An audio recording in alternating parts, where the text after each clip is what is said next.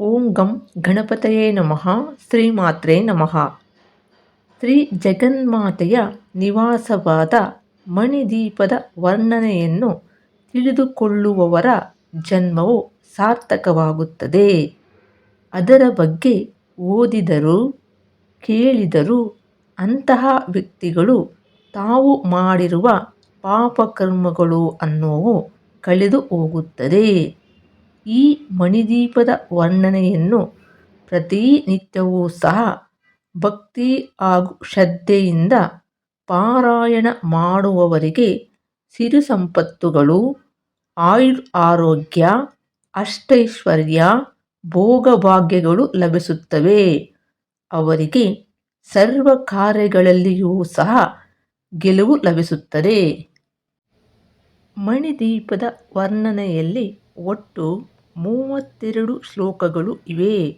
ಪ್ರತಿ ಶ್ಲೋಕವನ್ನು ಓದಿದ ನಂತರ ದೇವಿಗೆ ಒಂದು ಹೂವನ್ನು ಸಮರ್ಪಿಸುವ ವಿಧಾನ ಅತ್ಯಂತ ಶಕ್ತಿಯುತವಾದದ್ದು. ಲಲಿತಾ ನವರಾತ್ರಿಗಳ ಸಂದರ್ಭದಲ್ಲಿ ಮಣಿದೀಪ ವರ್ಣನೆ ಪಾರಾಯಣವನ್ನು ಹೇಗೆ ಮಾಡಬೇಕು, 32 ಶ್ಲೋಕಗಳಿಗೆ 32 ಹೂಗಳ ಮಹತ್ವ ಏನು, ಯಾವ ನಿಯಮಗಳನ್ನು ಪಾಲಿಸಬೇಕು ಎಂಬುದನ್ನು ಒಂದೊಂದಾಗಿ ತಿಳಿಯೋಣ. ಈ ಪೂಜೆಯನ್ನು 2 ರೀತಿಯಲ್ಲಿ ಮಾಡಬಹುದು. ಮೊದಲನೆಯದಾಗಿ ನವರಾತ್ರಿಗಳಲ್ಲಿ 9 ದಿನಗಳ ಕಾಲ ಮಾಡುವುದು. ಇದು ತಕ್ಷಣದ ಫಲಕ್ಕಾಗಿ. ನವರಾತ್ರಿಗಳಲ್ಲಿ ಪ್ರತಿದಿನ ಮಣಿದೀಪ ವರ್ಣನೆ ಪಾರಾಯಣ ಮಾಡಿದರೆ ಶಕ್ತಿ ಸ್ವರೂಪಿಣಿಯ ಅನುಗ್ರಹ ಅನ್ನೋದು ಬೇಗ ದೊರೆಯುತ್ತದೆ. ಹಬ್ಬದ ಸಮಯದಲ್ಲಿ ವಾತಾವರಣ ಆಧ್ಯಾತ್ಮಿಕವಾಗಿರುವುದರಿಂದ ಏಕಾಗ್ರತೆ ಅನ್ನೋದು ಸುಲಭವಾಗುತ್ತದೆ. ಎರಡನೆಯದಾಗಿ ನಾವು ನೋಡುವುದಾದರೆ 9 ವಾರಗಳ ಪಾರಾಯಣ. ಇದು ಮನೋಬಲ ಮತ್ತು ದೀರ್ಘಕಾಲದ ಆಶೆಗಳಿಗಾಗಿ. ನವರಾತ್ರಿಗಳಲ್ಲಿ ಪ್ರಾರಂಭಿಸಿ ನಂತರ 9 ಶುಕ್ರವಾರಗಳು ಅಥವಾ 9 ಮಂಗಳವಾರಗಳು ನಿರಂತರವಾಗಿ ಪಾರಾಯಣ ಮಾಡಿದರೆ ಮನೆಯಲ್ಲಿಯೇ ಸ್ಥಿರವಾದ ಲಕ್ಷ್ಮೀ ಕಟಾಕ್ಷ ಅನ್ನೋದು ಇರುತ್ತದೆ. ಈಗ ಪೂಜಾ ವಿಧಾನದ ನಿಯಮಗಳು ಏನು ಅಂತ ಒಂದೊಂದಾಗಿ ತಿಳಿಯೋಣ. ಮೊದಲಿಗೆ ಮಹಿಳೆಯರು, ಪುರುಷರು, ಮಕ್ಕಳು ಯಾರಾದರೂ ಸಹ ಮಾಡಬಹುದು. ವಿಶೇಷವಾಗಿ ಮನಃಶಾಂತಿ ಬೇಕಿರುವವರು ಮತ್ತು ಆರ್ಥಿಕ ಸಮಸ್ಯೆ ಇರುವವರು ಈ ಪಾರಾಯಣ ಮಾಡುವುದು ಉತ್ತಮ. ಎರಡನೇದಾಗಿ ಬೆಳಗ್ಗೆ ಬ್ರಾಹ್ಮಿ ಮುಹೂರ್ತ ಅಂದರೆ 4 ಗಂಟೆಯಿಂದ 6 ಗಂಟೆ ಒಳಗೆ ಅಥವಾ ಸಂಜೆ ಪ್ರದೋಷ ಕಾಲದಲ್ಲಿ ಮಾಡುವುದು ಅತ್ಯುತ್ತಮ. ಮೂರನೇದಾಗಿ ಪಾರಾಯಣ ಮಾಡುವ ದಿನಗಳಲ್ಲಿ ಸಾತ್ವಿಕ ಆಹಾರವನ್ನು ಸೇವಿಸಬೇಕು. ಸುಳ್ಳು ಹೇಳಬಾರದು, ಯಾರನ್ನೂ ಸಹ ನಿಂದಿಸಬಾರದು. ಭಕ್ತಿಯಿಂದ ನಿಯಮಗಳನ್ನು ಪಾಲಿಸಬೇಕು. ನಾಲ್ಕನೇದಾಗಿ ಪೂಜಾ ಕೊಠಡಿಯಲ್ಲಿ ಲಲಿತಾ ದೇವಿಯ ಚಿತ್ರಪಟದ ಮುಂದೆ ಕುಳಿತು ತುಪ್ಪದ ದೀಪವನ್ನು ಹಚ್ಚಿ ಪಾರಾಯಣವನ್ನು ಆರಂಭಿಸಬೇಕು. ತದನಂತರ ಈ ಪೂಜೆಯಲ್ಲಿ ಯಾವ ಹೂಗಳನ್ನು ಸಮರ್ಪಿಸಬೇಕು ಅಂದರೆ ಮಣಿದೀಪ ವರ್ಣನೆ ಪೂಜೆಯಲ್ಲಿ 32 ಶ್ಲೋಕಗಳು ಇವೆ. ಪ್ರತಿ ಶ್ಲೋಕ ಓದಿದ ನಂತರ ದೇವಿಗೆ ಒಂದು ಹೂವನ್ನು ಸಮರ್ಪಿಸಬೇಕು. ಸುಗಂಧಭರಿತ ಹೂಗಳು, ಹಳದಿ ಬಣ್ಣದ ಹೂಗಳು ಅಥವಾ 108 ವಿಧದ ಹೂಗಳನ್ನು ಸಹ ನಾವು ಬಳಸಬಹುದು. ಈಗ ನಾವು ಹೂವುಗಳ ಉಪಯೋಗ ಹಾಗೂ ಬಳಸುವ ವಿಧಾನವನ್ನು ತಿಳಿಯೋಣ. 32 ಶ್ಲೋಕಗಳು ಹಾಗೆಯೇ 32 ಹೂವುಗಳು. ಪ್ರತಿ ಶ್ಲೋಕದ ನಂತರ ಒಂದು ಹೂವನ್ನು ದೇವಿಗೆ ಸಮರ್ಪಿಸಬೇಕು. ಎರಡನೇದಾಗಿ ಹಳದಿ ಬಣ್ಣದ ಹೂಗಳು. ಮೊದಲ ದಿನ ಅಥವಾ ಮೊದಲ ವಾರದಲ್ಲಿ ನಾವುಗಳು ಹಳದಿ ಹೂಗಳನ್ನು ದೇವಿಗೆ ಸಮರ್ಪಿಸುವುದು ಶುಭಕರ. ಮೂರನೇದಾಗಿ ಮಣಿದೀಪ ವರ್ಣನೆಯಲ್ಲಿ ಹೇಳಿದಂತೆ ಸುಗಂಧಭರಿತ ಹೂಗಳು ಬಳಸುವುದು ಉತ್ತಮ.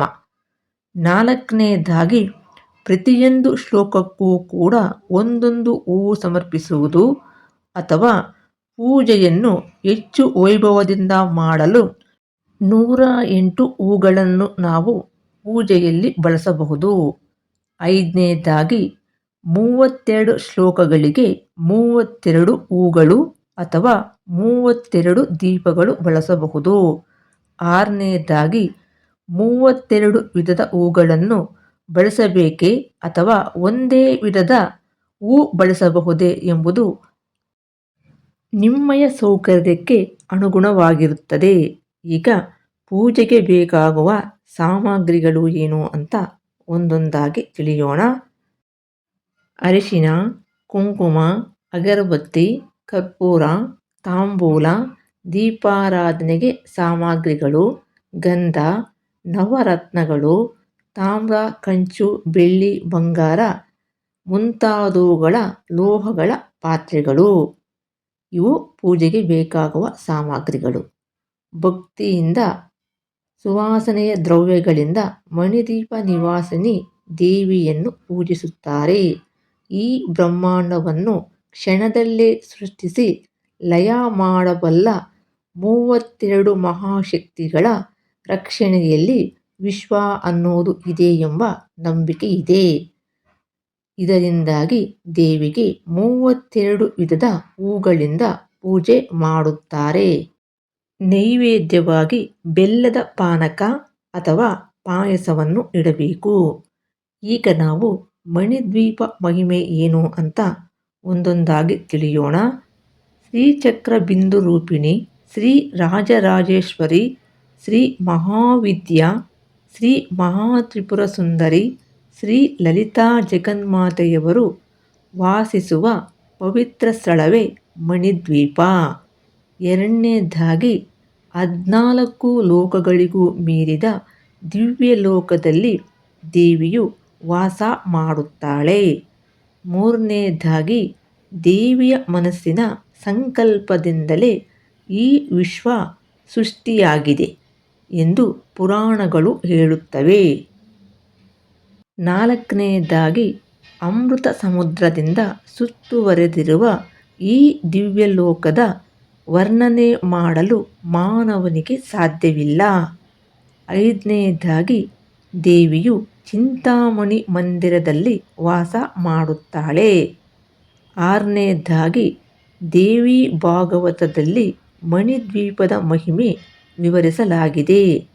7ನೇದಾಗಿ ಅನೇಕ ರತ್ನಗಳು, ವಜ್ರಗಳು, ಮುತ್ತುಗಳು ಮತ್ತು ಚಿನ್ನದ ಪರ್ವತಗಳು ಅನ್ನೋವು ಅಲ್ಲಿ ಇವೆ.